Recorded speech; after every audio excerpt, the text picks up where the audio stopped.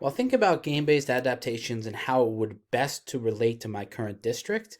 I tried to think of problems and areas that we needed to improve upon, both as teachers and within my district, and I came up with this.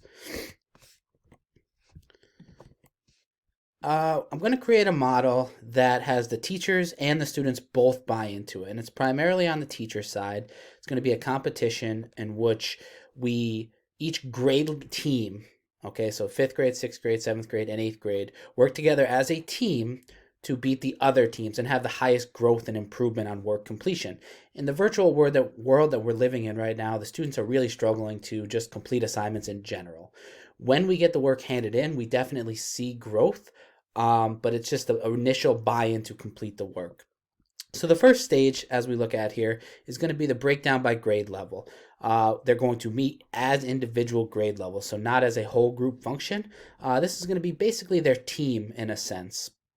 And level 2, this is going to be the data pull. There's going to be a lot of work in this specific, let's call it level. I like to call it level. They're going to use software to identify trends or view the data. In this case, we use School Runner as an operating software. That's where we house all of our grades, attendance, parent communication breakdown. And the teachers and teams are going to view this data to try to find overall trends or areas upon which that might be preventing the students from completing their work. Once they identify this problem here, they're going to enter the core loop. So again, they've used the data, they've looked at, is it the attendance that's preventing them from completing the work? Is it staying in class? Is it daily attendance versus class attendance? They're going to use all this data and they're going to enter the loop. And part of, obviously, the loop is to identify the problem. So what is the core thing that each grade should work on individually to help raise their completion numbers? And obviously, they're going to work together as a team to try to beat the other grade teams in a sense. And this is really where the competition begins. And going off of limited resources, my school has provided each grade level with a $250 expendable stipend. So this stipend could be used to have one grand prize at the end. Maybe each grade wants to have an incentive for, maybe the student who completes the most work wins a one prize. Maybe they want to scaffold the prizes. Week 1, a student gets this. Week 2, a student gets this. So that's the incentive that'll help the students. The problem is, and this is kind of where that competition comes in the limited resource aspect, is that no grade level can buy the same thing or offer the same prizes. So for instance, I teach both 7th and 8th grade. I'm part of both teams. 6th grade has elected to have AirPods be their prize. With that, 7th grade, 8th grade, and 5th grade cannot offer AirPods as a prize.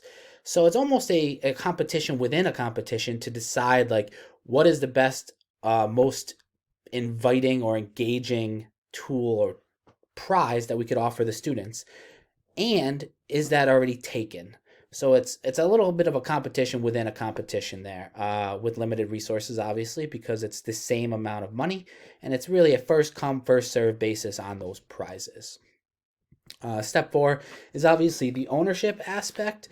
So this comes in 2 parts. As I think about it, one, you obviously each stakeholder wants their individual grade to win, right? So it's a competition, 7th versus 6th, 6th versus 5th, so on and so forth. So it exists obviously on that level. The second level upon which it exists, in my opinion, is within the individual class. So I teach 7th grade. Let's say 7th grade is doing, moderately well. We're in 2nd place.